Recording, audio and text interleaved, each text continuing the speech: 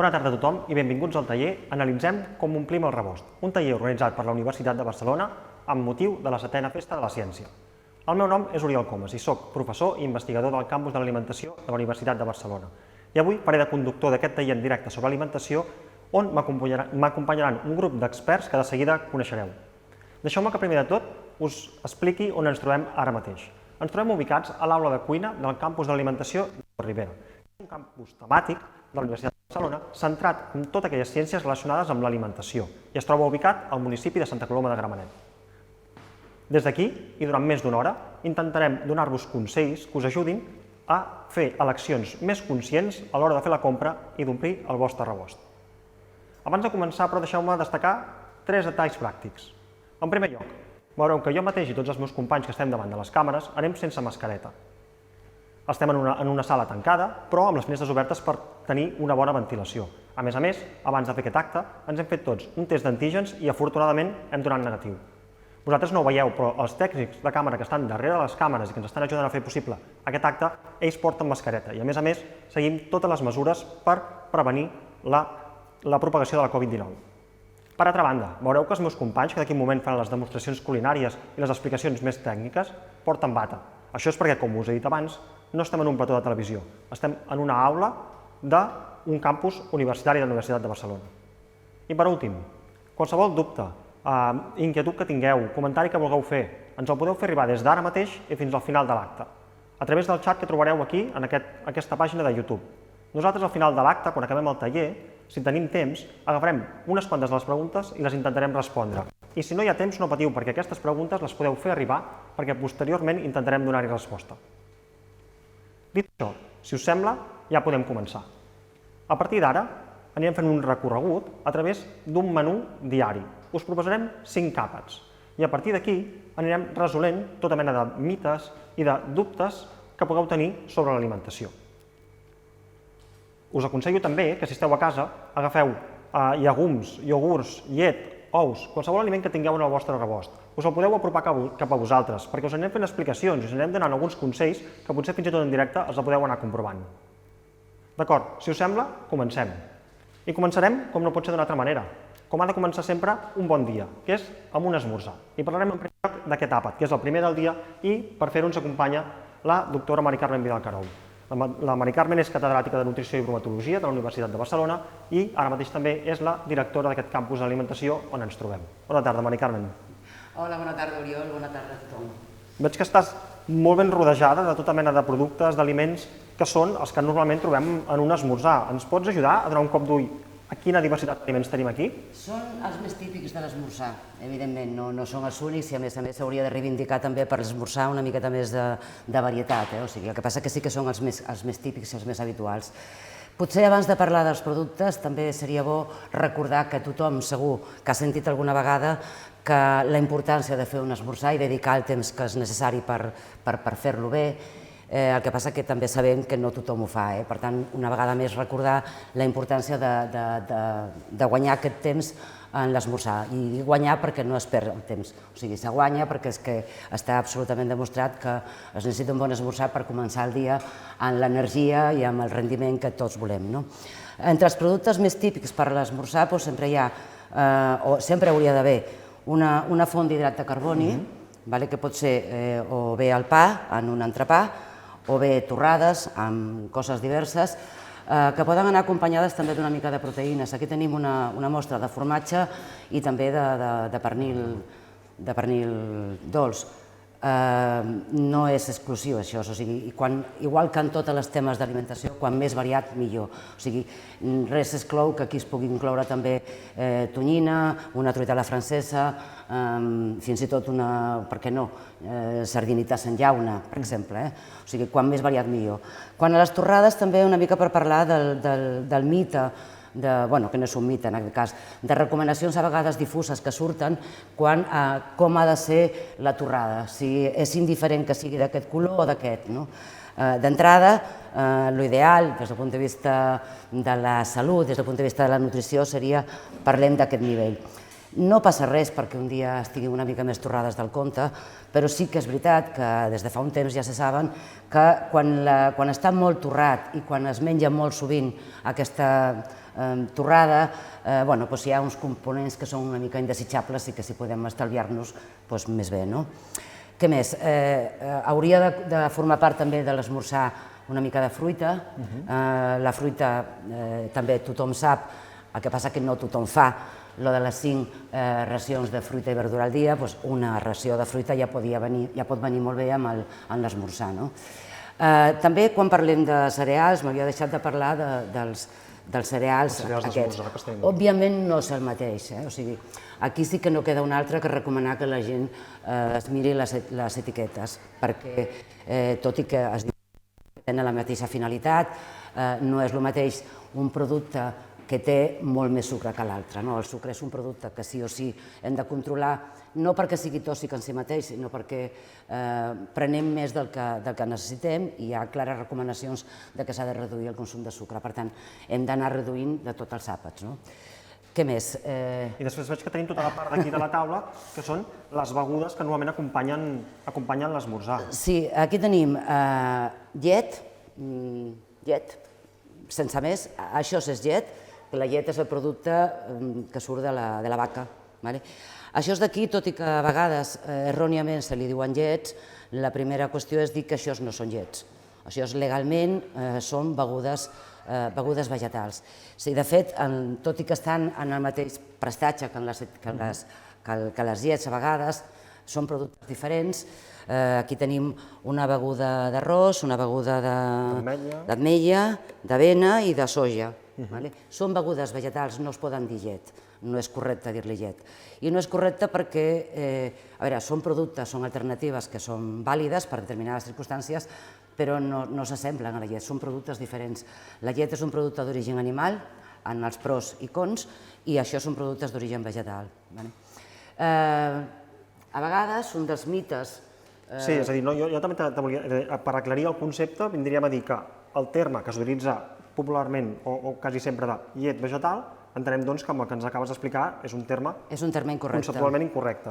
De fet, si mirem les etiquetes mai, o en els productes mai apareix el nom, perquè seria un frau, seria una il·legalitat, apareix el nom de beguda vegetal o beguda del producte que sigui. I si parlem d'això de les llets, la llet estrictament i les begudes vegetals, clar, hi ha un tema també avui en dia que molta gent relaciona. He deixat de prendre la llet perquè em senta malament, perquè em costa digerir-la.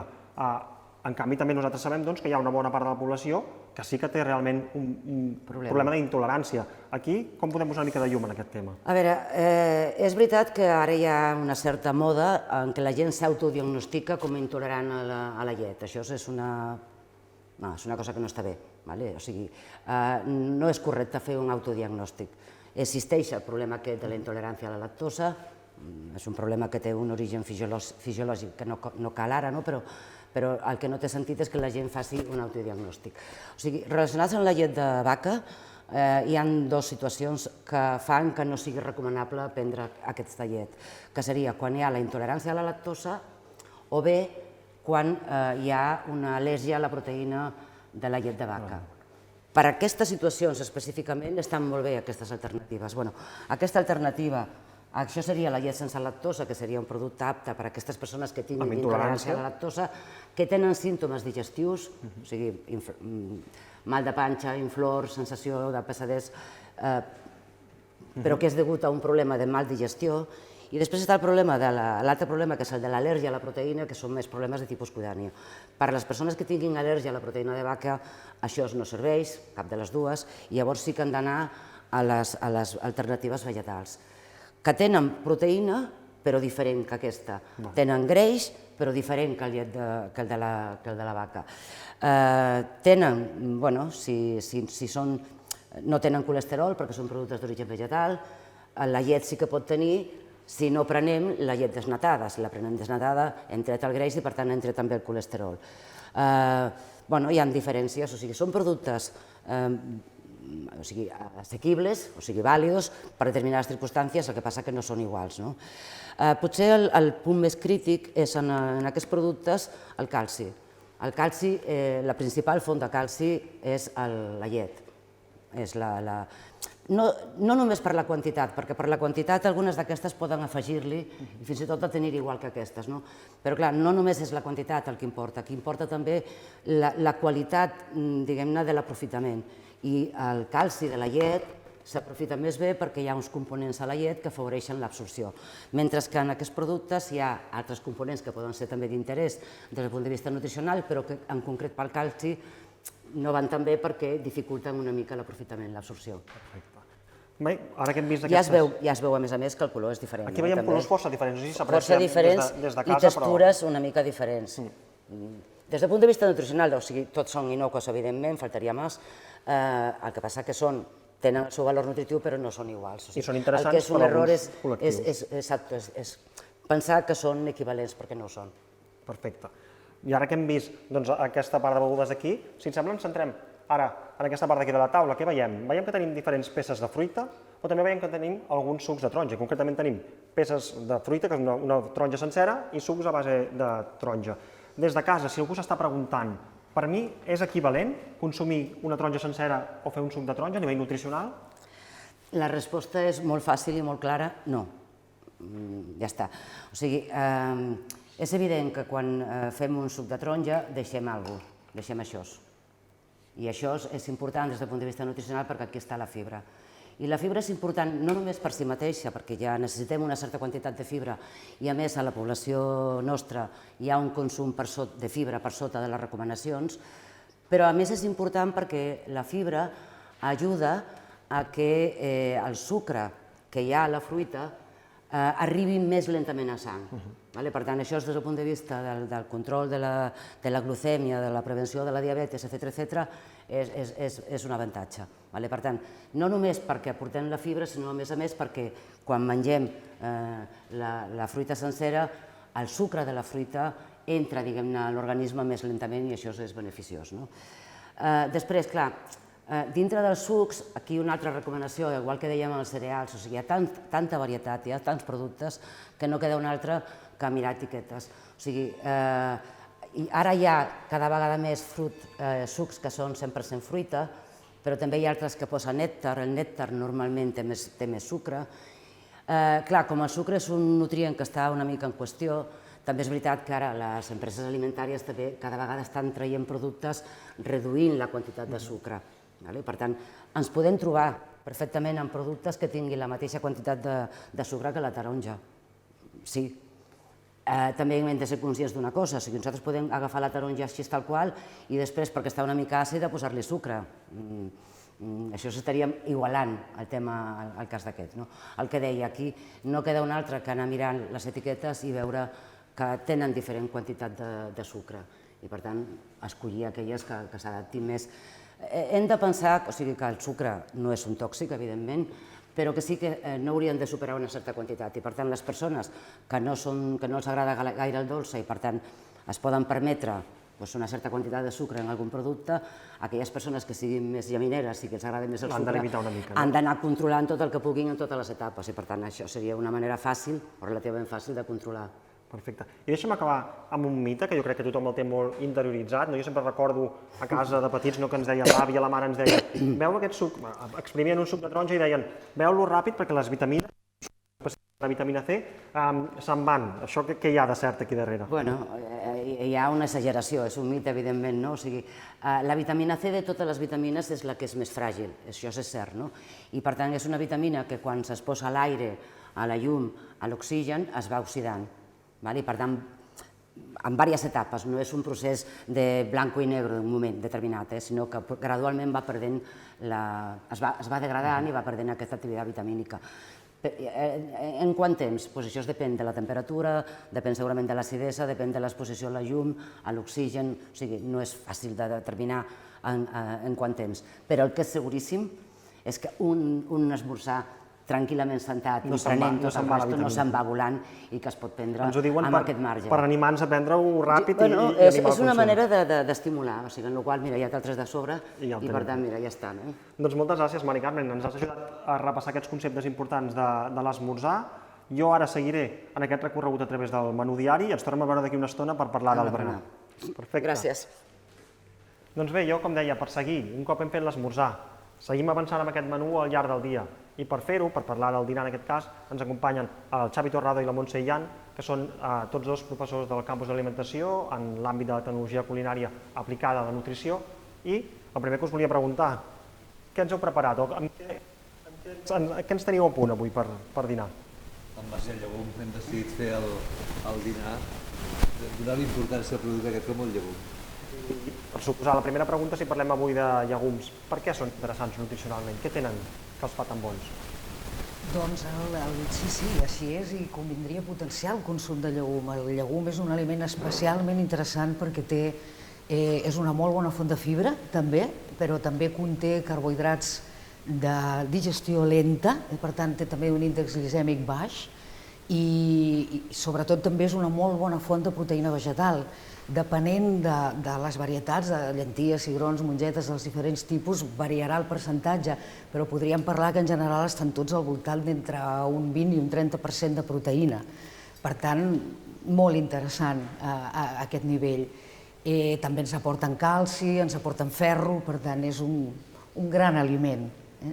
Si bé és cert que hi ha persones que descriuen que el fet de menjar llegums els pot provocar un cert disconfort intestinal.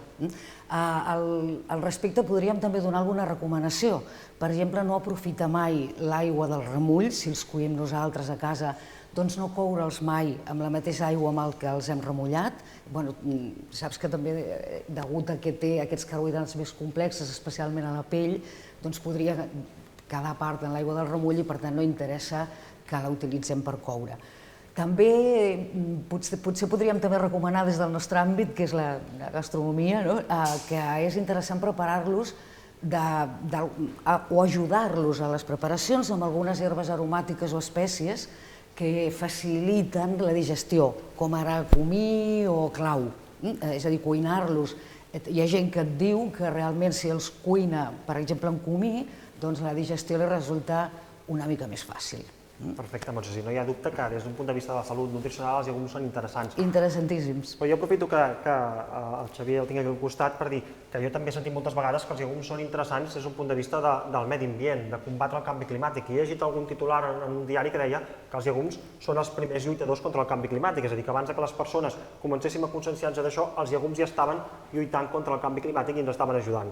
Què diries sobre això? Per diverses raons. El llegum, per exemple, no requereix pel seu cultiu fertilitzants nitrogenats. La resta d'aliments importants en l'alimentació en requereixen. En canvi, el llegum no, és més, el llegum aporta nitrogen al sòl i aleshores afavoreix que les altres plantes en puguin tenir. Per tant, la fabricació d'aquests fertilitzants nitrogenats també afecten els gasos d'efecte hivernacle i com ens diran menys perquè el llegum no en necessita, doncs aquest és un factor. Un altre factor molt important és que requereix molt poca aigua, comparant-ho amb altres cultius. Requereix molt poca aigua i això també és molt interessant. Fins i tot hi ha varietats que es cultiven en zones amb climes extrems i no hi ha cap problema. I cada varietat té la seva zona de cultiu. Parlant dels cultius, ja una mica a l'últim, fins i tot les restes dels llegums, de la plantació de llegums, es poden incorporar al terreny i fertilitzen el terreny, o es poden utilitzar per menjar pel bestiar. I l'últim és que té una conserva molt fàcil, és a dir, són productes secs que s'aguanten tranquil·lament un any en un lloc fresquet, una mica a la fosca, sense cap mena sense utilitzar ni fred artificial, per tant no hi ha despesa energètica a l'hora de conservar-ho. És a dir, aquest paper dels llegums en la sostenibilitat i en combatre el canvi climàtic. Però a més també és molt curiós perquè és una de les espècies vegetals, de les espècies botàniques, on hi ha més varietats. I això es reflecteix en aquesta taula que tenim aquí ara mateix. No sé si ens podeu ensenyar una miqueta algunes de les varietats concretes que tenim aquí avui. I tant, comença. Aquí no hi són totes, hi ha moltíssimes més. Aquestes podrien ser les que estan més en el nostre entorn, les que es consumeixen més aquí. N'hi ha algunes que, com per exemple el pèsol sec, que no el tenim, que fins fa uns quants anys es consumia, però ara és més un producte per proteïna vegetal per esportistes, s'utilitza per aquest tipus de coses. Però aquí tenim, per exemple, llenties. I de llenties aquí en tenim 1, 2, 3, 4, 5, 6 varietats. Més un producte fet amb farina de llenties, que és aquesta pasta. Uns macarrons, no?, que veiem fets amb llenties. Sí, amb farina de llenties. Tenim la pardina, la verdina, la castellana, una que se'n diu caviar, i fins i tot llenties pelades, que són més de cultura com de la Índia o de l'Orient Mitjà, i que el que passa és que la cocció dona resultats més tipus puré o per fer cremes. Hem de triar la cocció que volem. És un tipus de llegum que es cou molt de pressa. En 20 minuts, mitja horeta està fet, no requereix remull, per tant és molt fàcil, molt pràctic i que se'n fan moltes preparacions. També hi ha uns cigrons aquí i tenim només 4, els més habituals són aquests, el lechoso, el fuentesauco i el pedrosillano són els més habituals. I veiem un de I negre. n'hi ha un de negre perquè hi ha moltes més varietats, hi ha varietats locals. I això és un cigro negre que cada vegada a la restauració i que es busquen productes nous, doncs està cada vegada apareixent més. I aprofitant això, explicarem una... Sí, perquè una de les coses que hi ha, que tota la població, jo crec que en general pensem, quan pensem en llegums, tendim a pensar en plats tradicionals, en plats de cullera, podríem dir, no? Amb un cocido, amb uns plats més aviat una mica densos, però també avui en dia es poden fer tota mena de preparacions més lleugeres, més fresques, i jo, em sembla que en teniu unes quantes preparades, si sembla, comencem amb la que ens faràs tu, Xavi. Farem una hamburguesa de cigró. Perdó, de llentia. Nosaltres aquí el que he fet és llentia cuita de tots els 3 tipus, és a dir, de la vermella, de la groga, l'he escorregut molt bé perquè no quedi gens d'aigua, i també he afegit llentia pardina cuita i ho he treballat amb remolatxa ratllada perquè tingui una mica aquest color de carn, no? Condimentat, el més gustós que puguem, i ara farem una hamburguesa vegetal o una falsa hamburguesa, sí? I d'una manera bastant senzilla, La posem aquí. Jo aprofito el motlle, però si tenim certa traça no cal. La poso aquí, li dono la forma, i com la paella estava molt calenta, es anirà torrant. I aleshores ja tenim...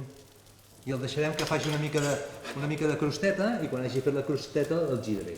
Perfecte. Sí? És una manera més de menjar llegum que no sigui allò. Aquí mengem amanides a Catalunya, a l'est d'Espanya no tant, mengem molts plats de cullera, l'humus és molt conegut, però possiblement és una manera diferent. No, de moment he dit que l'aspecte sembla perfectament que estiguem fent una hamburguesa de carn. Que vagi fent. Aprofitem, si et sembla, mentrestant, perquè la Montse si ens pot anar explicant algunes de les altres varietats que tenim aquí. Sí, aquí tindríem més aviat, en general, mongetes. Algunes d'elles segurament són molt més conegudes per vosaltres perquè en el nostre entorn són molt més conegudes, com pot ser la mongeta del ganxet, o el fesol de Santa Pau, o el que seria el fesol blanc o el fesol negre. Aquí tenim alúvia de Tolosa, tenim judía pinta. Bé, hi ha altres que veieu aquí que potser no són tan conegudes, com podria ser la mongeta canela, que seria aquesta, o aquesta que aquí en dinem genoll de Cristo, curiosament, un nom peculiar. Aquesta, la verdita, també. Bé, o potser el judión de la granja, que també...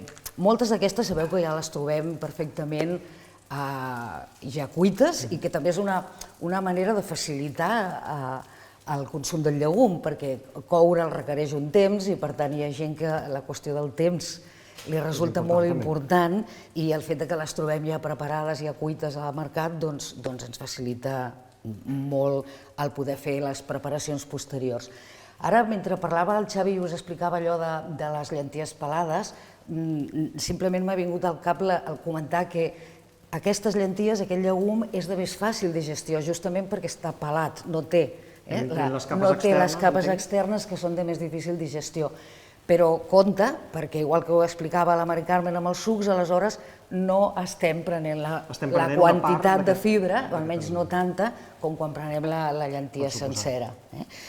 I bé, aquí hi ha alguna més, bé, aquí teniu faves seques, això no seria mongeta, serien faves, però sí que volíem afegir, explicar-vos, aquí tenim, això seria soja verda, que també és un llegum que actualment es consumeix força, i aquestes altres que potser no són tan conegudes són azukis, són més de cultura japonesa, però aprofitem la conjuntura per explicar que, tal com dèieu, potser tenim molt més costum de fer plats de cullera, amanides, és a dir, crec que en el nostre patró alimentari és molt més habitual que relacionem el llegum amb plats salats.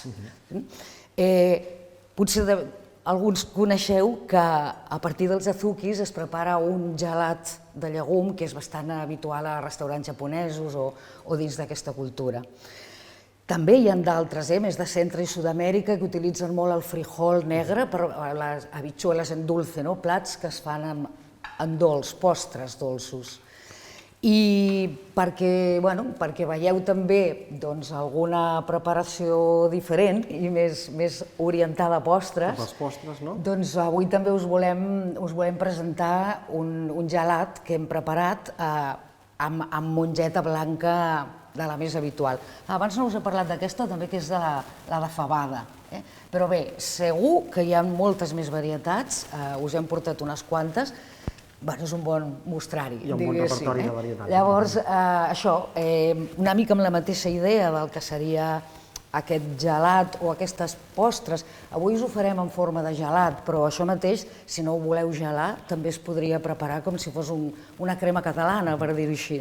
Una crema espessa que, si volguéssim, podríem afegir el sucre cremat i tot això, simplement bullint llet o en determinades ocasions amb alguna beguda vegetal alternativa, amb el sabor que vulguem. Avui us farem un que ara us explicarà el Xavi, que és molt tradicional, que és amb llimona i canyella.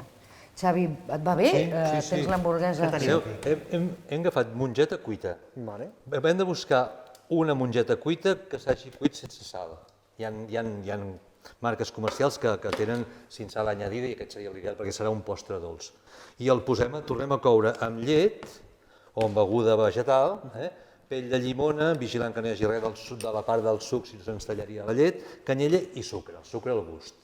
Un cop ha bullit això una bona estona, traiem la pell de la canyella, ho triturem amb el mini pimer i obtindrem una mena de batut espès, que si el posem al congelador i el anem gelant i de tant en tant donem voltes, obtenim una cosa que jo tinc aquí acabada, perquè si no triga una miqueta i obtenim una cosa semblant a aquest gelat. Senzillament, el líquid que hem extret d'aquí, que l'hem posat en... L'hem triturat, per això, i aleshores el posem a congelar. I aquí a casa té una maquineta d'aquestes que congela, es podria fer amb això, o si no podríem fer glaçons i després amb un robot d'aquests molt potent convertir-ho després en un gelat. O paciència, entrar cada horeta al congelador, remenar, tornar a guardar i així anar fent, no? I ens ha quedat aquest gelat, veieu? Ens ha quedat un gelat força cremós perquè la mongeta fa d'espessidor. El que en un gelat tradicional... La textura és totalment d'un gelat com si fos de nata o de vainilla. Queda un gelat molt... En posem 3, que si hi ha gana. Queda un gelat de... Un gelat de mongeta, no ens esperàvem, però sembla totalment un gelat dels que estem acostumats. I aprofitem l'hamburguesa com va fent, no? Va fent, ara la giraré, que he de mirar de no tocar-la per res perquè no s'enganxi i a la que estigui una mica... Doncs aprofitem, tornem amb la Montse, que em sembla que ens té una altra recepta preparada. Sí, una altra de salada també us hem volgut proposar, que són uns bunyols de... Avui els hem fet de cigrons, sí? També ho podríem fer amb mongeta cuita, perfectament, fins i tot amb llentia, però potser en aquest cas millor o mongeta o cigró, que no pas la llentia. La llentia, que és molt interessant, com dèiem, però a vegades l'aspecte, el color, pel color que té, per això hi ha determinades preparacions que utilitzem aquestes pelades, taronges o grogues, perquè la presentació final del plat, per exemple, si fas un puré de mongeta blanca per menjar amb cullera, salat, és molt bonic d'aspecte.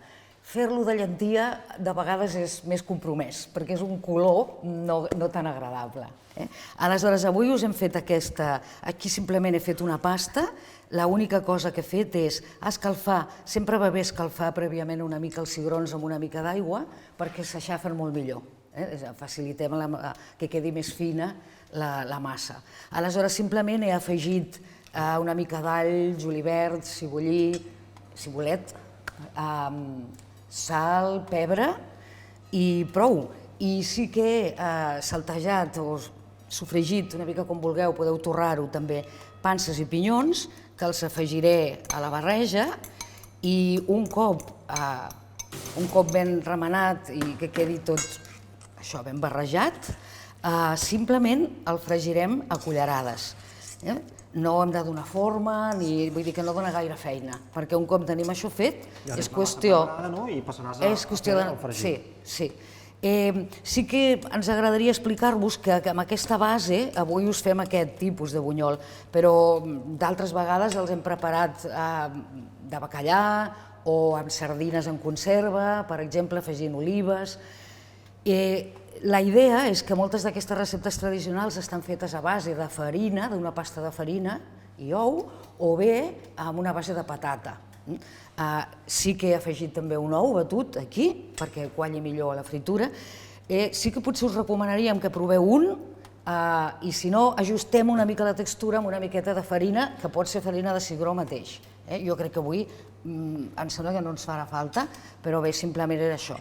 Ja tens l'oli a punt, m'imagino? Sí, l'hem tingut escalfant-se, espero que ja hagi arribat a la temperatura i, bueno, depèn de que els vulgueu fer més grans o més petits, això una mica ja aniria a gust del consumidor, però la idea era explicar-vos que podeu aprofitar-ho com a base per donar-hi molts altres sabors. Avui és all, julivert, cibulet, panses i pinyons, però si els voleu fer de bacallà, de sardina, com si els voleu fer de cigrons amb pernil.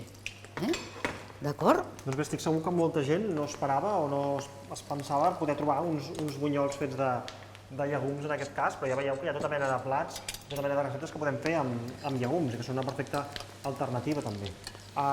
Xavi, oi que ens queda també un últim plat per acabar el tema dels llegums? Sí, ja tens l'hamburguesa. Hem fet l'hamburguesa està acabada aquí, hem fet un brownie. Sí, us l'ensenyo. En el que hem treballat, s'ha substituït la farina que es faria servir en un brownie per cigró cuit. Per tant, de cigró n'hem fet dues preparacions, se'n podien fer moltes, i hem fet un brownie de xocolata amb cigró, perquè és molt fàcil de fer. A més, hem fet plats molt fàcils. Fixeu-vos que és barrejar, posar a la planxa, barrejar, triturar, gelar, barrejar, triturar, fregir. No porten preparació, i com hi ha llegum que el pots comprar cuit envasat, és molt pràctic. Sí, el brownie també és molt ràpid, perquè simplement és triturar tot plegat. El cigró cuit porta una mica de mantega de cacauet, encara que el mengem com a fruit sec, un altre llegum, botànicament, i porta una mica d'ou, sucre i una mica d'oli, que jo crec que hi vam posar meitat d'oli de coco, meitat de girassol, però podríeu posar un o l'altre, el que més us agradi. Sí que és cert que en preparacions dolces generalment és millor utilitzar olis més suaus, com ara el de girassol, i no tant l'oli d'oliva. Recordo que hem estat comentant una última curiositat, que seria que també és cert que podem aprofitar l'aigua de coure els llegums amb tecnologia culinària. Crec que abans el Xavi us ha parlat de la farina de cigró, que s'utilitza molt actualment com a substitut de l'ou en determinades situacions. També aquesta aigua de coure els llegums la podem utilitzar per muntar-la com si fos clara d'ou muntada, com a alternativa a l'ou. Perfecte, doncs aquí... Poca cosa més. Ara tenim els 4 plats acabats que ens heu proposat avui. Aquí us ensenyo Aquí els tenim tots 4 ben presentats. Els bunyols. Jo aprofito per dir que si algú que ens està seguint o ens segueix a posteriori, després vol intentar fer aquestes receptes, trobareu la recepta concreta, és a dir, els passos que heu de fer i els ingredients penjats a la web d'UV Divulga, que podreu accedir-hi a partir d'aquest canal de YouTube. Per tant, ho podreu intentar a casa i ens encantarà rebre missatges de vostres fotografies o comentaris un cop hagueu provat de fer aquestes receptes a casa.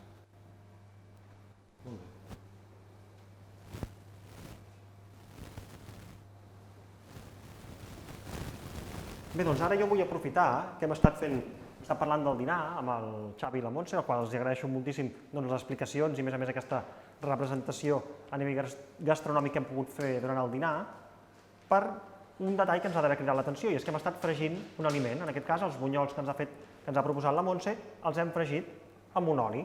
I aquí hi ha una pregunta important, que moltes vegades segur que us heu fet. Quin és el millor oli per fregir a casa? Hi ha diversos tipus d'oli i ara volem centrar-nos en això. I per fer-ho, comptem amb la companyia de la Beatriz Quintanilla, que ella és investigadora del campus de l'alimentació. Ella està fent ara mateix la seva tesi doctoral en el tema específic dels olis i, per tant, estem molt ben acompanyats per parlar d'olis. Bona tarda, Beatriz. Hola, benvinguda. Oriol. Gràcies. I jo et veig aquí enfeinada. Tens 3 sempre, fregidores. jo sempre estic entre olis, no sé Què com ho estàs faig. fent? Què ens pots explicar d'aquests olis? Mira, aviam, primer de tot, em deies, no? Quin és l'oli? És la pregunta del milió, no? Quin és el millor oli per poder fregir? Bueno, jo crec que primer de tot ens hem d'endinsar una mica en el món dels olis i ja després intentem donar resposta a aquesta complicadíssima pregunta, perquè és molt complicada i ara ho veureu per què. Doncs d'entrada sí que tinc aquí unes fregidores, com podeu veure, però si estem parlant de fritura, potser millor descriure una mica què està passant aquí. No? Ja hem vist, doncs, la Montse ha estat fregint uns bunyols i jo ara em centraré, o sigui, ja hem vist què li ha passat a l'aliment, no? Però ara ens centrarem en què li passa a aquest oli. No? Doncs bé, aquest oli el que passa durant la fritura és que se'ns està alterant, se'ns està degradant, d'acord? Per què? Doncs per acció, primer de tot de la temperatura. Òbviament, aquí, en funció dels olis, però l'interval de temperatura aniria des d'uns 180 fins a uns 220, d'acord? En funció de l'oli. Aquest és el primer factor que ens alteraria l'oli. Després tindríem l'oxigen ambiental, d'acord? Aquí tenim tot l'aire i interaccionaria amb l'oxigen, i després tindríem el propi aliment, que li està portant aigua a aquest oli. Ja sabeu que l'oli i l'aigua no es porten bé. D'acord? Aleshores, el que estem provocant és un trencament d'aquestes estructures originals dels olis, d'acord? També s'estan formant compostos d'oxidació i, per últim, el que està passant és que aquests compostos que es van formant polímers, o sigui, es van agrupant, i és per això que els olis de fritura al final són com molt més viscosos que els olis originals, d'acord? Aleshores, aquí el que tinc 3 fregidores, com les que tenim a casa, d'acord? O sigui, avui ens centrarem en una fritura que fem a casa, una fritura casolana, a nivell domèstic, sí. Si potser, si fos a nivell industrial o a nivell de restauració, el concepte seria el mateix, però aniríem més enfocats cap allà, d'acord? O sigui, ara estem a fritures que fem a casa. I aquí tenim un oli d'oliva verge extra, un oli d'oliva convencional i un oli de gira-sol convencional, d'acord? I el que jo volia fer amb això és simplement comparar estabilitats, d'acord? Comparar l'estabilitat de tots ells, d'acord? En absolutament les mateixes condicions, de temperatura, de temps. Aquí hem fregit patates, d'acord? He estat uns dies, un dia concretament fregint patates, fent cicles de fritura, i aleshores, amb el mateix aliment i mateixes condicions, veure què els hi passa. Hem sotmès els 3 olis al mateix procés. Exactament, sí, d'acord? I aleshores, un dels indicadors del grau d'alteració d'aquest oli serien els compostos polars, d'acord? Aquests compostos que t'he dit que començaven a produir-se, doncs aleshores són els que mesurarem en aquest cas, d'acord? I aleshores ho mesurarem amb aquest aparell, d'acord? I amb aquest aparell farem una mesura indirecta d'aquests compostos polars, d'acord? Aleshores tenim aquí els olis calents, d'acord? I ara, si em fas tu el favor, aniràs apuntant aquí, sí, tu vas anotant, potser sí que és veritat que trigo una mica, o sigui, això en condicions normals, aquí hi ha un mínim, un màxim, és important que no toqui la... Jo no sé si... Des de casa no està veient la pantalla, ara la podem veure. Apareix un número en gran, no? Exacte. Que és el que ens hem de fixar. Ara apareix, sí, la posaré així perquè si no jo no veig el sensor, exacte. Ara tenim entre 3,5-4% de compostos polars, d'acord? Sí que és veritat que hauríem d'esperar que s'estabilitzés, d'acord? I hauríem de fer un mínim de 3 repeticions, ara com que no tenim gaire temps, doncs ja ens quedem amb un 3,5-4. 3,5-4, i el posaré davant de l'oli d'oliva verge extra. Exactament, sí. Ara netegem i passarem al següent oli. Perfecte, aquí ho tenim. Netegem bé. D'acord, ara, en el següent, us ho poso una altra vegada aquí, i aquí ja n'hi ha valors, de 6,5, d'acord? És complicat perquè està el sensor mirant cap allà, però aproximadament són 6,5, d'acord? 6,5. Perfecte. 6,5, 7, sí. A l'oli d'oliva convencional. A l'oli d'oliva convencional, exactament. 6,5. Exacte. I ara fem l'última mesura amb l'oli de gira-sol. Tornem cap allà. I aquí, espera. Ara, no feia cas. Ara se'ns ha pujat a 15,5. No sé si des de casa arriben a veure-ho, perquè jo he d'anar movent l'aparell i ara estem a 15,5, 16. D'acord? Jo crec que és suficient per comparar estabilitats, que és realment el que volia ensenyar-vos avui, i ara després entrarem una mica en Aquest oli de girassol, com un cop ha passat per aquest mateix procés de fregir que els altres 2 olis d'oliva, ens ha d'aquest valor de 15,5. I per tant entenc amb l'explicació que t'has fet inicialment que a mesura que aquest número és més gran, és menys favorable. Exactament, l'oli indica que un percentatge de compostos polars major indica que l'oli està més alterat, exactament. I per tant, aquí veiem que el d'oliva verge extra és el que menys s'ha alterat i el de girassol és el que més. Aleshores, per què ens ha passat això si totes la resta de variables eren igual? Doncs per la pròpia composició de l'oli, no? Hi ha un factor molt important que seria el grau d'insaturació dels àcids grassos, d'acord? Tots els olis i greixos estan formats per àcids grassos, en unes estructures que es diuen triglicèrids. És igual. La idea és que aquests àcids grassos poden tenir dobles enllaços, que s'anomenen insaturacions, o no, o poden tenir una o més d'una. Aleshores, podem tenir els àcids grassos saturats, que hem escoltat parlar d'ells també, però en aquest cas tenim tots olis que tenen àcids grassos insaturats. La diferència és que el girassol és ric en àcids grassos poliinsaturats, en aquest cas el linoleic, que té més d'una insaturació a la seva cadena, i els d'oliva, per contrari, són rics en àcids grassos monoinsaturats, en aquest cas l'àcid oleic, que per això es diu oleic, perquè es va trobar a l'oliva, i aleshores només té una insaturació, d'acord? Aleshores, com més insaturacions tinguem, més susceptible serà a l'oxidació, en aquest cas, d'acord? I d'altra banda, l'altre factor que tenim és la protecció d'aquests olis, no? Està bé les seves insaturacions, però la quantitat d'antioxidants que tenen aquests olis també faran que siguin més susceptibles o menys, estaran més o menys protegits. En aquest cas, el de girassol ja veiem que té vitamina E, que serien els tocoferols, però amb l'elevada temperatura, i també és veritat que una cosa que influeix bastant són els cicles de fritura, escalfar, refredar, escalfar, refredar, i moltes vegades a casa el problema que tenim és que no fem un fregit fins a la setmana següent. Està molta estona, no? Clar, evidentment el fregit, això no ho hem dit, però ho sabem, que el fregit realment hauria de ser consumit ocasionalment, d'acord? Aleshores, si fem un fregit a la setmana, doncs evidentment aquest oli de girassol que se'ns ha alterat una mica, l'emmagatzemem de la manera que podem, però aquí ja han quedat, a més de les partícules, tenim compostos que afavoriran que es vagi alterant amb una facilitat més elevada, d'acord? Llavors, arribats aquí, hi ha una curiositat, com qualsevol consumidor es pot preguntar, amb això que acabem de veure, com és que quan anem al supermercat trobem uns olis de girassol que posen especial per fregir? Sí, això és curiós perquè no són olis de girassol convencionals, són olis de girassol rics en àcid oleic, d'acord? Per tant, no és que siguin, diguéssim, que els haguem tret d'algun lloc diferents, sinó que hem simplement seleccionat aquelles llavors que són riques en àcid oleic, que l'oleic recordem que és el que tenia l'oliva, i aleshores els hem, diguéssim, posat al mercat com per olis de fritura, perquè aleshores aguantarà més o menys com un oli d'oliva. Són tots dos refinats, però aproximadament el perfil d'àcids grassos serà el mateix. A vegades també se li afegeixen antiescumants o més antioxidants fins i tot perquè aguanti millor la fritura. Sí, i aleshores seria similar a aquest d'aquí enmig, a l'oliva. I si ara ens centrem en els dos olis d'oliva, què és el que, malgrat els dos ser olis que provenen de l'oliva, els fa tan diferents? Sí, clar, són diferents evidentment perquè si ens fixem en la categoria comercial, aquí tenim un oli d'oliva verge extra, també podria ser verge en aquest cas. Aquest, diguem, perquè ens entenguem, seria el suc directament extret de l'oliva, d'acord? No ha passat per cap procés de refinació. I per tant té tot allò que hauria de tenir un oli originalment, especialment antioxidants, com els polifenols i els tocoferols.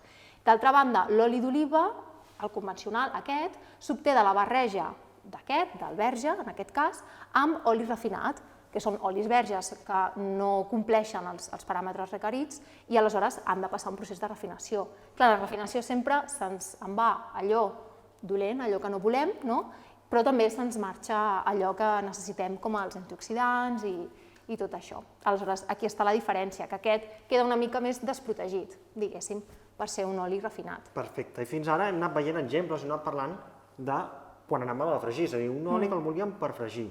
I ara si estem pensant, bueno, jo quan vaig a l'amanida, quan poso un raig d'oli per consumir en cru, tot això que hem comentat fins ara és extrapolable, seria el mateix? Sí, clar, pensa que nosaltres coneixem, o sigui, ara estàvem parlant d'uns olis originals que els estem alterant per un procés de fritura. Per tant, és extrapolable el que t'estava dient de refinats i quantitat d'antioxidants o composició en àcids grassos, d'acord? Que és el que partim amb els olis originals, diguem-ne, en cru.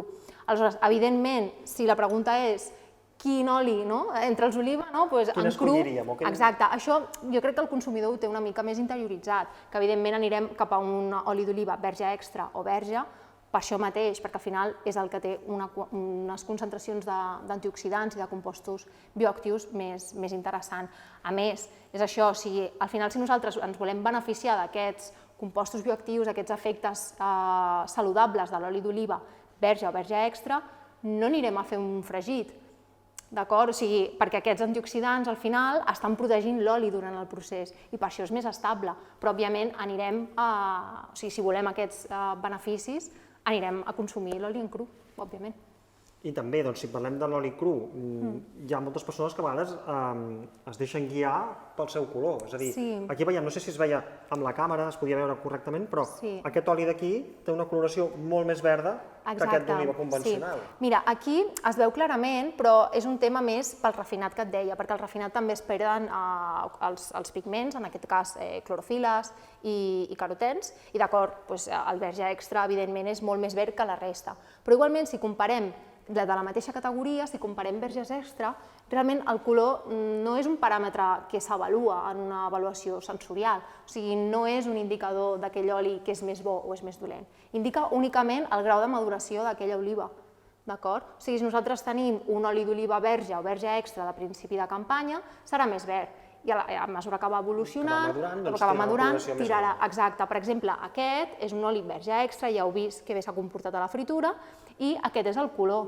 És un color groguenc perquè justament aquest oli es va envasar a l'abril i podem pensar que és un oli que es va produir cap al mes de gener, de febrer o del març, d'acord? Aleshores és més tardenc, d'acord? I per això tenim aquesta coloració. I què són aquests vasos que tenim aquí de color blau que em criden l'atenció? Precisament per això, abans d'anar als gots, una puntualització, que al final sí que hi ha una mínima diferència si agafem una mateixa varietat, més o menys madura, perquè les verdes sí que és veritat que la seva concentració en pigments i de vegades en polifenols és una mica més elevada, però això no vol dir que o sigui, és comparant justament la mateixa varietat, però si anem entre diferents varietats d'extraverges no és.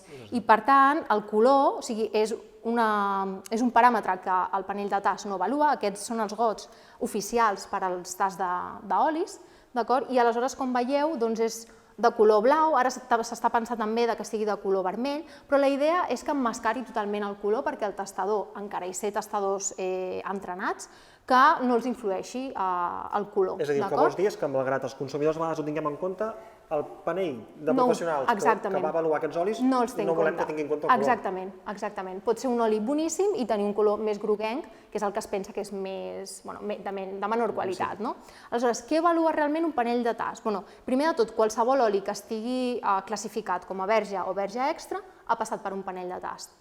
És dels pocs aliments que això passa. Aleshores, què avalua? I a més ha passat per unes analítiques fisicoquímiques, però diguéssim que l'últim pas és el panell. I què s'avaluen? Doncs s'avaluen uns atributs positius, en aquest cas és el fruitat, el picant i l'amarg. Mira, jo no soc tastadora, perquè per això... Jo no ho he fet mai, però mira, això l'agafaríem, l'escalfaríem una miqueta per aquí baix, d'acord? Perquè els compostos volàtils vagin sortint, i aleshores el primer que faríem seria olorar. Aixecaríem el vidre de rellotge i oloraríem. I aquí hauríem de notar el fruitat, amb més o menys intensitat, d'acord? I aleshores mouríem una mica més i aleshores podem tastar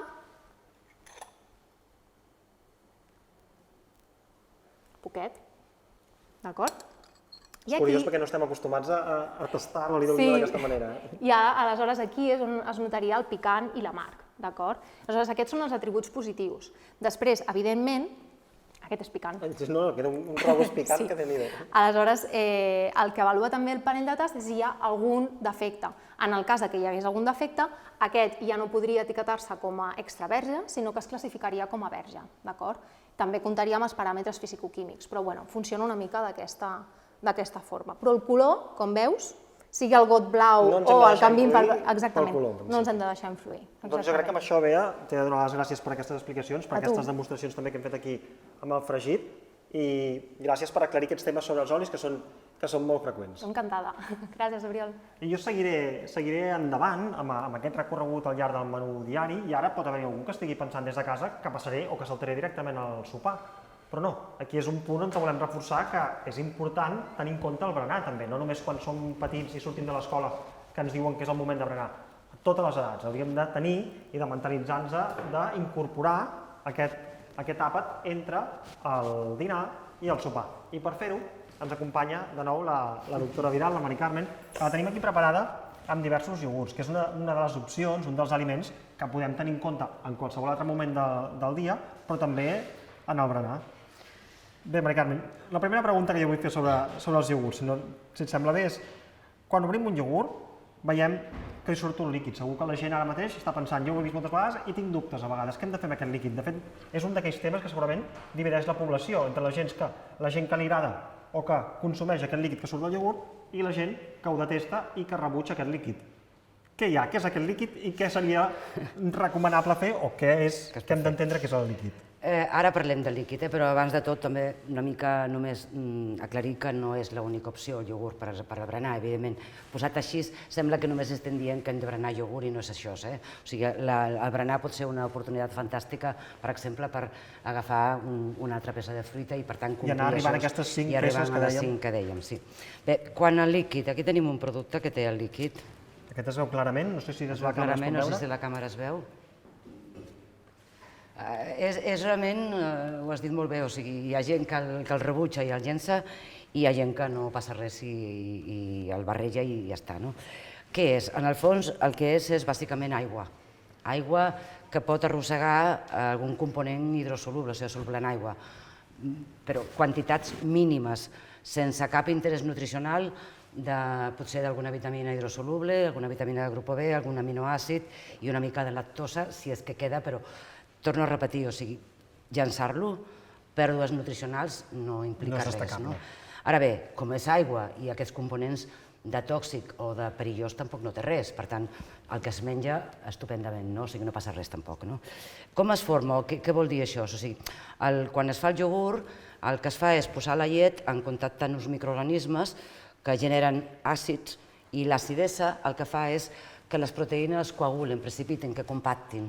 Això es pot fer a casa, per exemple, posant una mica de vinagre o una mica de llimona en un iogurt, que veuran, en un got de llet, que veuran que de seguida les proteïnes coagulen, precipiten i agafen una mica l'apariència del iogurt aquest remenat. Com l'acidesa en el iogurt, en lloc de fer-lo en un àcid, en llimona o en vinagre, el que es fa és mitjançant uns microorganismes que el que fan és fermentar la lactosa, convertir-la en àcid làctic. L'acidesa del làctic és el que fa coagular les proteïnes. Què passa? Que quan el iogurt, per definició, ha de tenir microorganismes vius, aquests bacteris vius, durant el procés de vida útil del iogurt, aquests microorganismes van treballant, van fermentant més lactosa, van produint més làctic, més àcid, i per tant aquesta acidesa fa que les proteïnes es continuen compactant més. Es compacten, es precipiten i per tant d'alguna manera alliberen aquesta aigua, que això té un terme químic, científic, que seria sinèresis. Però bàsicament és que les proteïnes compacten i per tant aquesta aigua surt. Per tant, podem dir que, és a dir, de seguretat 100% igual, recomanable, però si ho vol descartar, doncs pèrdues nutricionals tampoc són importants. No són importants. L'única cosa és que si el llancem, el iogurt queda més compacte, més sòlid, i si remenem, tornem una mica a la textura inicial, perquè això evidentment va passant, aquesta quantitat d'aigua va passant a mesura que el producte va envellint, per dir-ho d'alguna manera. Es pot formar dintre de la vida útil normal, que ara suposo que parlarem de la vida útil perquè és un tema clàssic dels iogurts. Aquest és un tema clàssic vinculat amb els iogurts. Però abans de la vida útil, una cosa, aquí tenim alguns tipus de iogurts, en podeu trobar moltíssims més, la varietat de iogurts també és increïblement gran.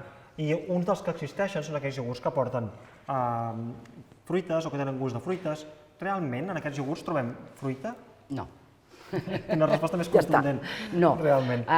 És evident, o sigui, és una realitat que passa en el món dels iogurts i en molts altres mons d'aliments, que cada vegada hi ha més varietat. O sigui, això és un signe, diguem-ne, no sé si bo o dolent, no entrarem ara en el detall, però una mica del progrés. O sigui, es va diversificant. D'entrada hauria de ser bo, no?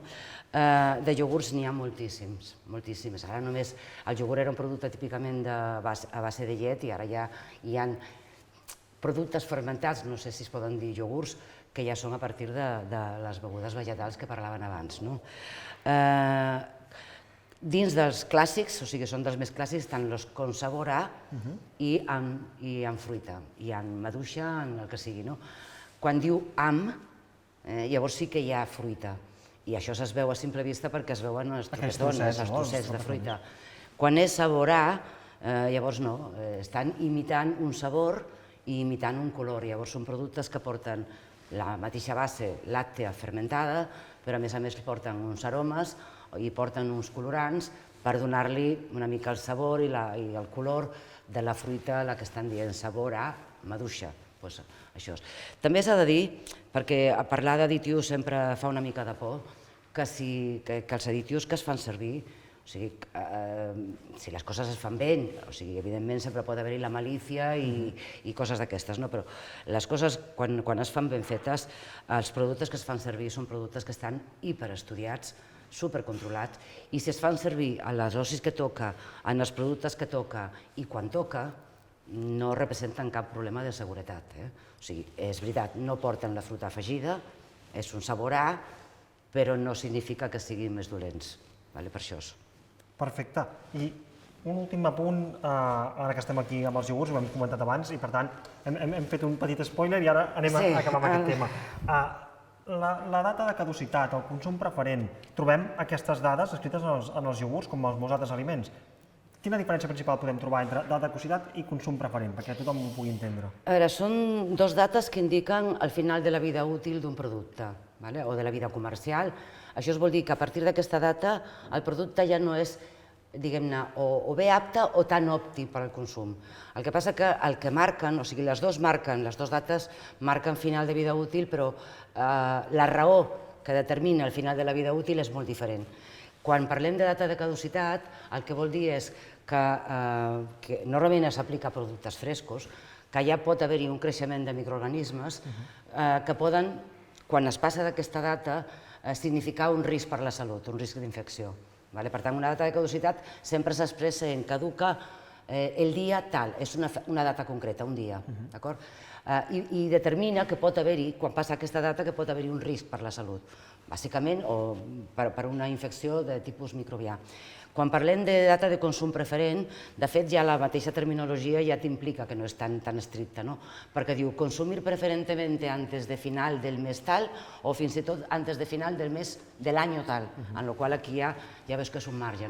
Per tant, què indiquen aquí? Aquí no hi ha un problema per la salut immediat, per això és tan laxa i es deixa més temps, sinó que indica una pèrdua de qualitat, que pot ser una qualitat sensorial, perquè els productes poden tenir components que estan vius, enzims, o es poden anar modificant, oxidant, i per tant hi ha potser una pèrdua de sabor, potser alguna pèrdua d'alguna vitamina que en el temps també es va degradant, però no hi ha un compromís per la salut, o sigui, no hi ha un problema de seguretat. Per tant, les dates de caducitat s'han de respectar. Són estrictes? Són estrictes, les altres són...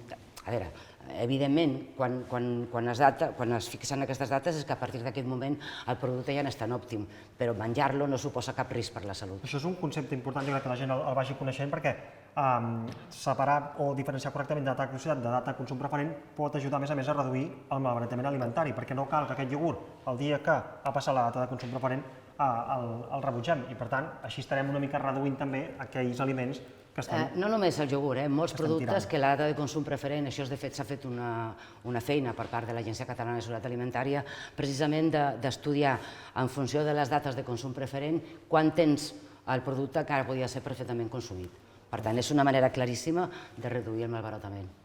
Doncs amb això acabem aquesta etapa del iogurt. Gràcies de nou, Mari Carmen. I jo, si me permeteu, faig un petit recordatori abans de passar cap al sopar, que és que qualsevol pregunta que tingueu, comentari que vulgueu fer, el podeu seguir fent a través del xat d'aquesta pàgina de YouTube, que estem aquí en directe amb vosaltres. I ara passem al sopar i anem a acostar-nos cap al final del dia. I per parlar del sopar, en aquest cas ens acompanya la doctora Mariluz Latorre, que ja és professora investigadora del campus de l'alimentació, i parlarem d'un aliment concret que trobareu a faltar, que no l'hem parlat anteriorment, el parlarem en el sopar, però és veritat que el podríem trobar en altres àpats durant el llarg del dia. Parlarem, com ja veieu aquí que els tenim tots exposats, dels ous concretament. I Mariluz, permetem començar. Fixem-nos primer, perquè crida molt l'atenció, aquí que tenim els ous tan ben posats i veiem uns colors molt diferents. Veiem ous blancs, veiem ous més rossos, més morenos. Quina diferència principal, o què són les diferències entre aquests blancs i entre aquests marrons que trobem aquí? Doncs, davant la falsa creença, podem dir que no hi ha diferències en les propietats nutricionals ni sensorials entre els ous marrons o rossos i els blancs. De què depèn que uns siguin marrons o blancs? Doncs depèn de la raça de la gallina, simplement. Unes posen uns pigments que li donen aquesta coloració més marronosa i els altres no el tenen i són els ous blancs. Certament, en el mercat actualment el 90% dels ous els trobem que són de color marró. I això ha estat per un tema de preferència del consumidor. Han associat, des de fa molts anys, en l'inconscient col·lectiu, ha associat que els ous marrons els relacionen més o s'associen més amb un ou de camp, més natural. Poden haver diferents raons. Certament es veu menys la brutícia, a vegades en els blancs es veu més la brutícia. Anys enrere es comercialitzava molt més l'ou blanc, fa molts anys, i els ous marrons eren més raravis, eren molt poc freqüents. Per tant, a vegades del poble venia algun cistell a la ciutat i portava uns ous de la granja i eren de color marró i la gent els associava que era això, més de camp, de millor qualitat. Però és una raó simplement de la gent associat a una millor, però falsament, a una millor qualitat, i per tant anava a demanar els marrons i al mercat havia una selecció natural, podríem dir, cap als marrons. Sí, perquè ara pràcticament a tot arreu és molt difícil de trobar. Els marrons pràcticament són el 90%, podríem dir. I ara que estem parlant de l'aspecte extern dels ous, deixem de banda el color, i ara fixem-nos en una cosa que tothom n'ha sentit a parlar perquè últimament és un d'aquests temes que podríem dir que ha estat de moda, no sé si ho està ara mateix, però ho ha estat durant els últims anys. I és aquesta matrícula, aquest codi que veiem aquí imprès en totes les closques dels ous. Què ens està transmetent aquest codi que trobem en els ous, Mariluz? Aviam, us ho ensenyo. Aquest codi té diferents números i cada número o cada lletra té un significat.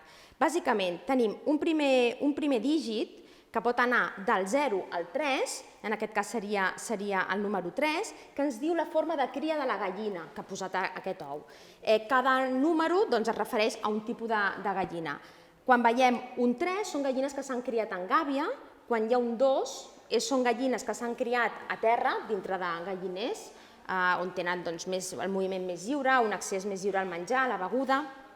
A l'1 serien, per exemple, marcaria, que tenim un altre tipus, seria aquest primer dígit, l'1, aquest tipus de numeració també es troba a l'envàs, l'etiqueta a l'envàs. Aquest 1 vol dir gallines camperes, que serien com les de terra, però tenen accés també lliure a sortir a uns patis, on poden sortir a l'exterior.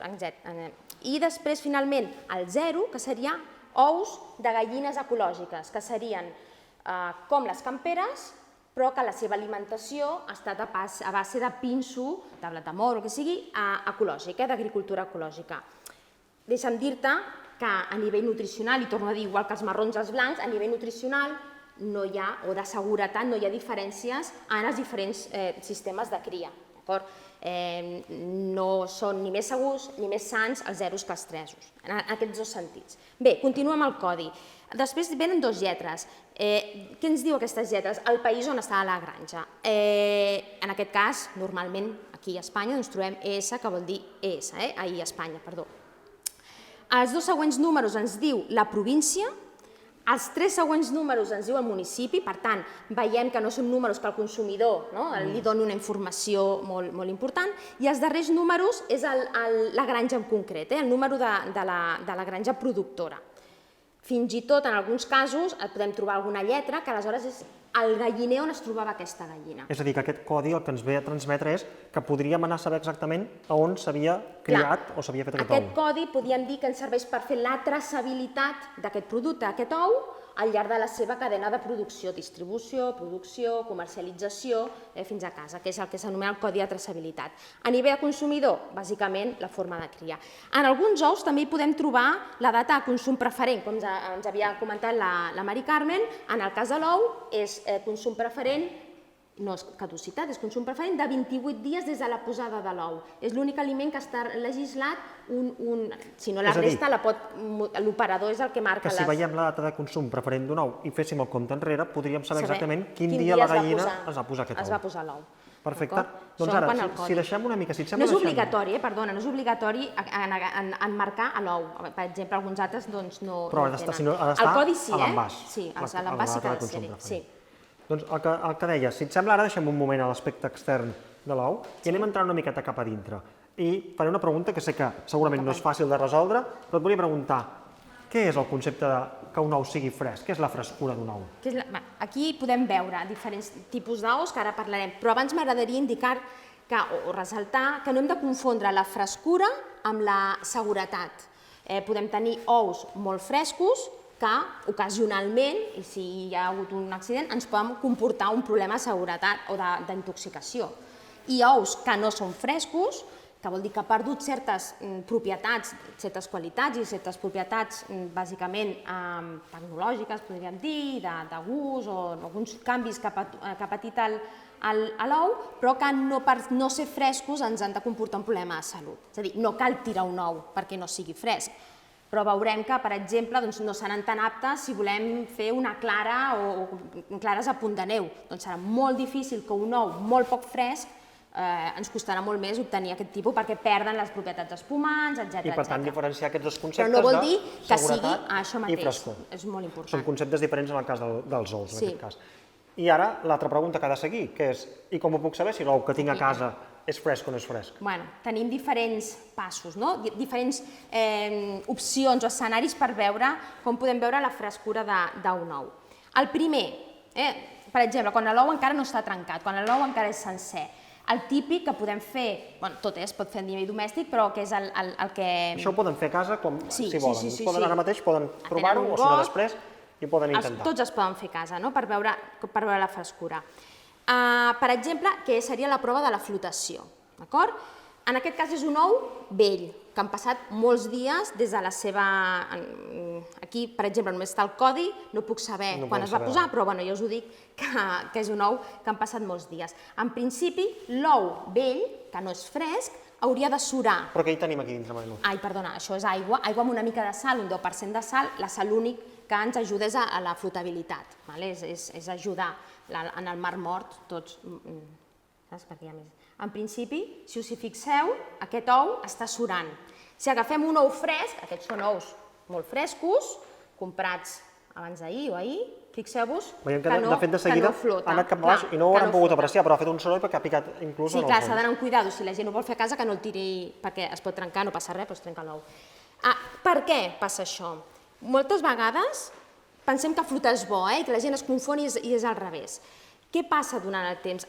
L'ou està ple de poros, la closca està plena de poros i durant la seva vida va perdent aigua i va entrant aire. Hi ha uns poros que permeten l'intercanvi gasós perquè en principi aquí havia de créixer, ha de créixer si estigués fecundat un embrió.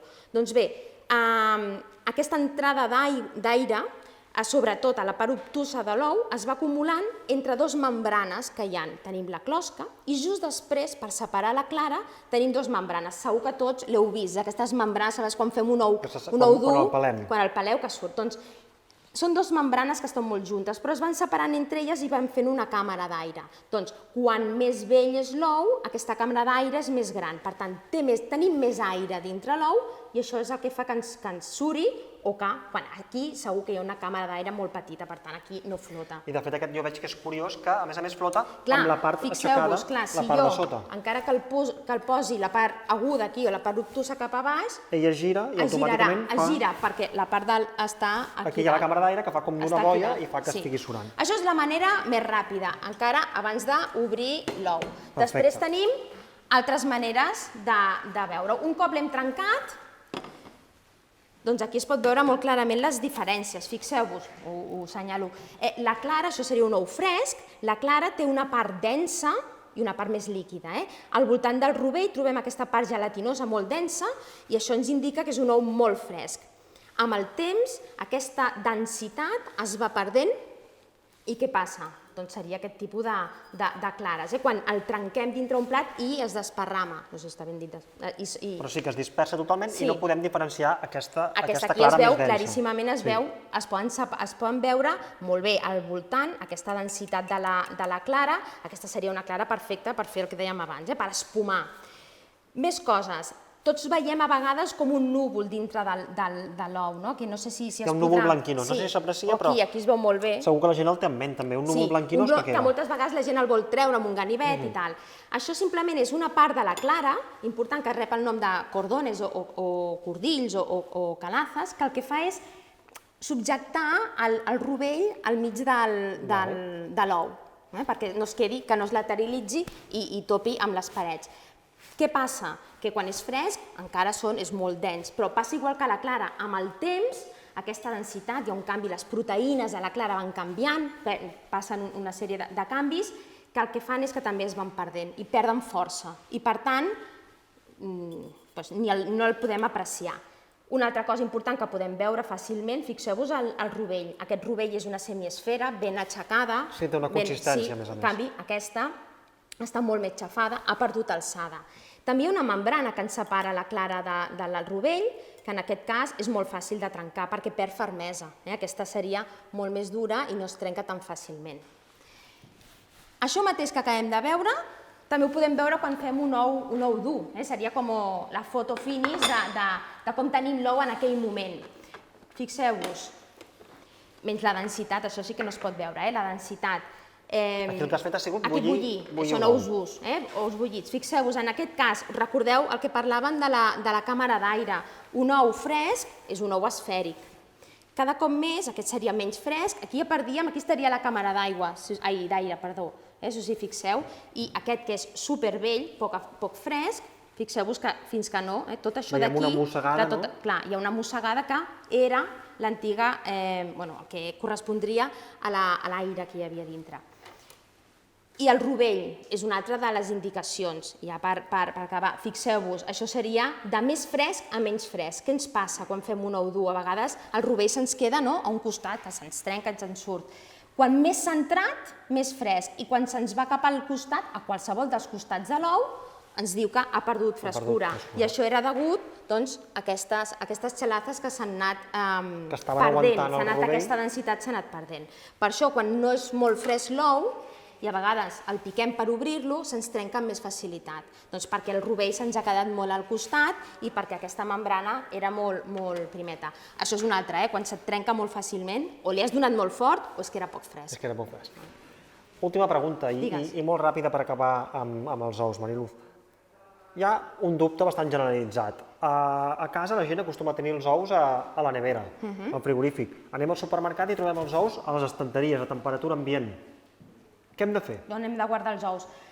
Es recomana que els ous s'han de guardar als prestatges de la nevera, en refrigeració. Si pot ser, en l'estoig. Per què? Perquè els guarda dels cops, dels olors, de la contaminació creuada que pugui tenir un ou, i també perquè aquí tenim la data de consum preferent, que no se'ns oblidi. Bé, això a casa, però tots hem vist que normalment sempre a les botigues o als supermercats els trobem a temperatura ambient. La norma obliga que des del centre d'embalatge fins a casa els ous es mantinguin a temperatura ambient. I el motiu, si ara em dius, per què m'has dit en refrigeració, nosaltres a casa? Doncs perquè el que hem d'evitar, sobretot, és que els canvis bruscos de temperatura. Un canvi brusc de temperatura el que farà és que es creï aquesta aigua de condensació al voltant de l'ou.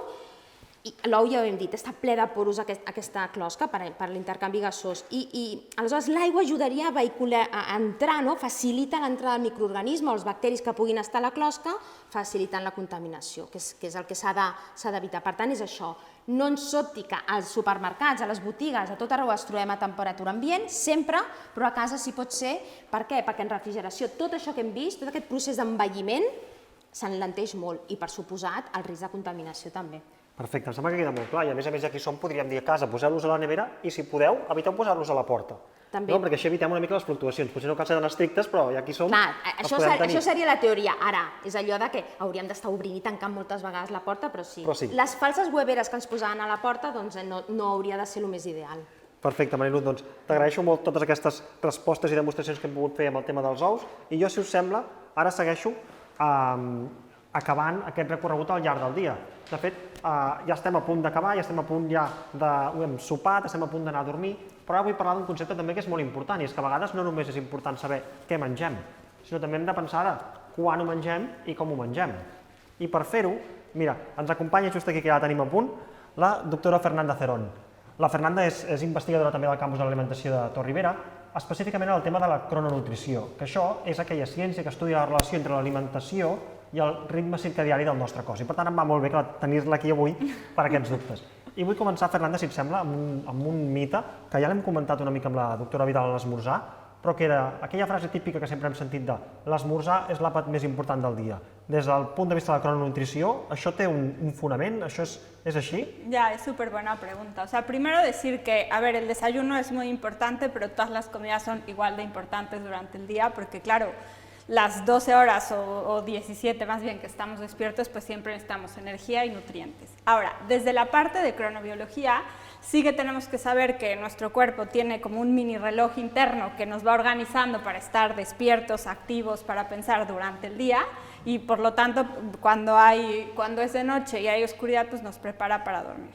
Entonces, ¿qué es lo que hace el desayuno, que es esta primera comida del día? Pues en primer lugar romper el ayuno, porque cuando dormimos no comemos, entonces como ya nos comentaba la doctora Vidal, esta primera comida nos da energía pues para tener lo necesario para poder trabajar, pensar, estudiar todo lo que hacemos. Ahora, internamente o fisiológicamente también es importante esta comida porque va a poner en modo actividad a órganos y tejidos internos como puede ser el hígado y el tejido adiposo y esto metabólicamente es importante. Entonces esta sería como la importancia de esta primera comida del día, pero sí me gustaría aprovechar para decir que tanto la comida como la cena también tienen un valor y también son importantes. Queda clar aquest concepte. I després també ara hem vist un recorregut a través de diferents àpats i hem vist que recomanem, o seria recomanable, introduir la màxima varietat possible d'aliments, combinar, fer dietes variades i anar fent un equilibri correcte entre tots aquests tipus d'aliments que hem anat veient. I ho dic perquè vull parlar de que és recomanable aquesta varietat, aquests canvis en els aliments que introduïm, però he sentit a dir alguna vegada que en els horaris, pel que fa als aliments, potser és millor no fer gaires varietats o no canviar gaire, ¿es així o no? Ya, esta es muy buena pregunta. Y claro, lo que es importante para nuestro reloj interno es tener esta regularidad. Es como si nuestro día preparara la noche. Entonces, cuanto más regular y cuantas más cosas relacionadas con actividad hagamos durante el día, es decir, comer a la misma hora, etcétera, esto es importante porque entonces a la noche, cuando haya luz, pues nuestro cuerpo va a saber que es de noche y que ahora se tiene que preparar para dormir y no comer. Y esto es como súper importante. Y a esto añadir la frecuencia, ¿vale? La frecuencia de las comidas sí que es importante. Intentar hacer entre 4 o 5 comidas al día es fundamental para nuestro reloj, para mantenerlo en modo día. Y por tanto, bueno, para que exactamente pues cuando tengamos la energía suficiente y cuando vayamos a dormir, podamos dormir. Entonces estos serían como dos conceptos muy importantes.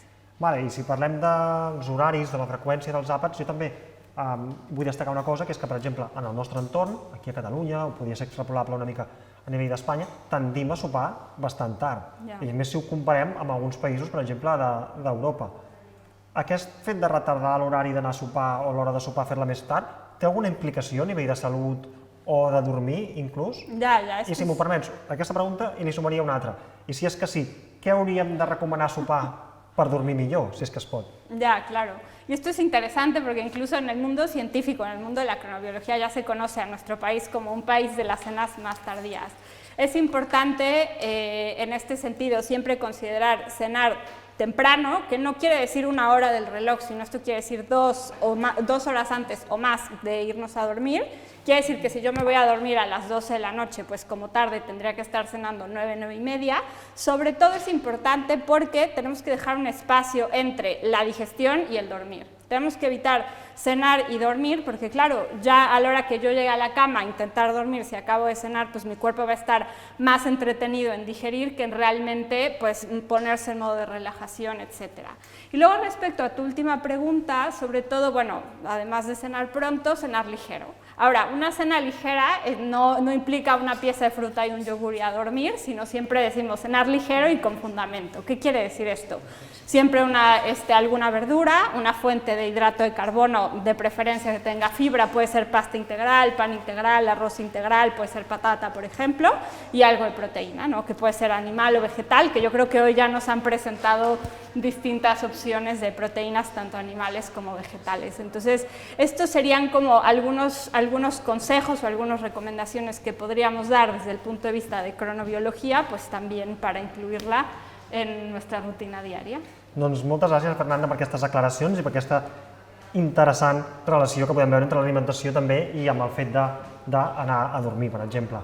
Jo, si m'ho permeteu, ara és el moment en què passarem al torn de preguntes i durant aquests àpats que hem anat fent us hem anat comentant que podíeu anar deixant les vostres preguntes que tinguéssiu en el xat de YouTube i ara intentarem, encara que, si no m'equivoco, anem bastant justos de temps, de resoldre algunes de les preguntes que ens heu fet arribar i que ara m'han escrit aquí ja per poder-les traspassar en els nostres experts.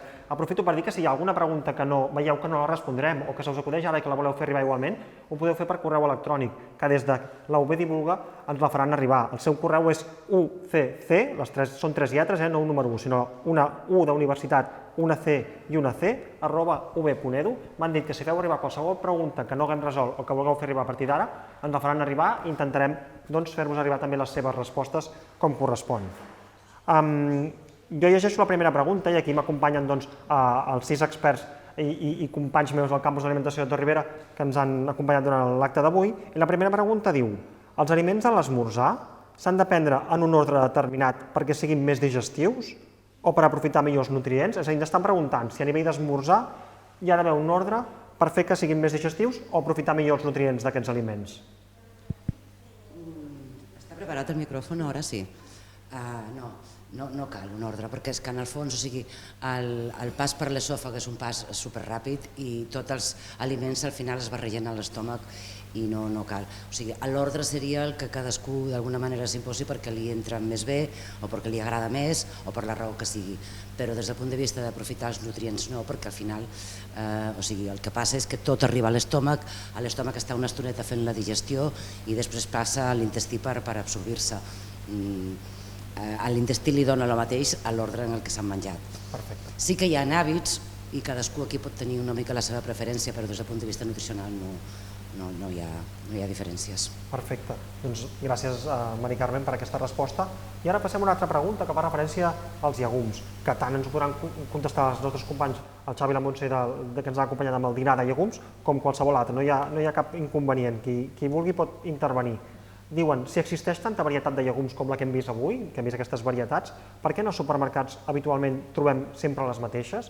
I ens pregunten, pot ser pel preu? Pot ser pel valor nutricional?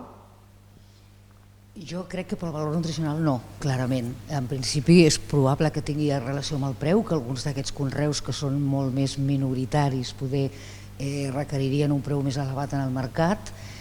I bé, d'altra banda segurament també hi ha una vessant o una part, com deia abans la Mariluz, de la demanda que hi ha per part del consumidor.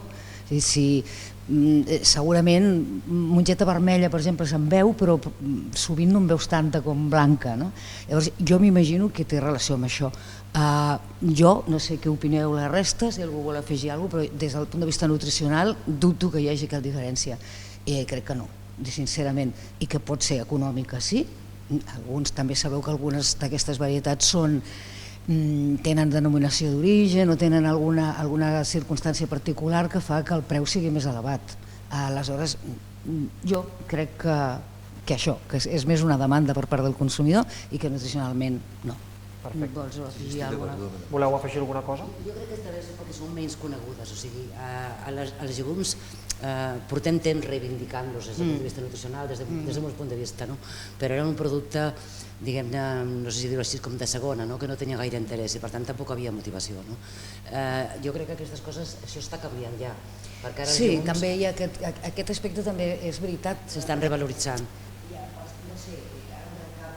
No sé, ara per exemple es pot trobar soja com a aperitiu, torrada, cosa que, o soja en els comerços de llegum cuit, que és una que segurament fa pocs anys enrere era impensable.